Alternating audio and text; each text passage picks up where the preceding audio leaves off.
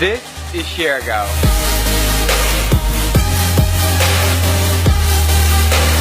That's right, I got a drone. I've always said that Siquijor is the most beautiful island in the Philippines, but that's until I arrived in Siargao. When you think of the most perfect island in your head, this is what comes to mind. This teardrop-shaped island in southeastern Philippines has been #1 on my bucket list for a while. And thanks to Cebu Pacific's extensive network of flights, it's convenient and easy to get here from any domestic location. Hello, welcome aboard. Siargao is famous for its soft, white-sanded beaches, relaxing lifestyle, and top-notch surfing. And if you escape the resorts, you'll witness a beautiful life that's been untouched for centuries. Better yet, while the rest of the Philippines is under rainy season, it somehow happens to be peak season on this magical island.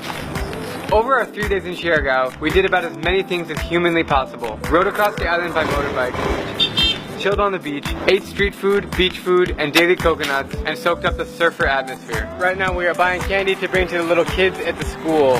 Chubby. One each. I loved interacting with them and seeing their smiling faces. Everyone here lives a simple and happy life without any materialistic goods. They just have each other to play with.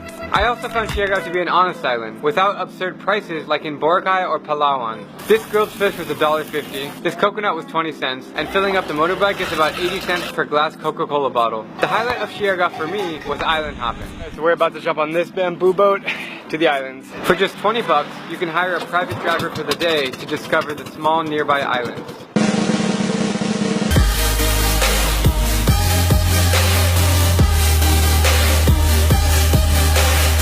So, what do you guys think? Is Siargao the best island in the Philippines? If not, then what is?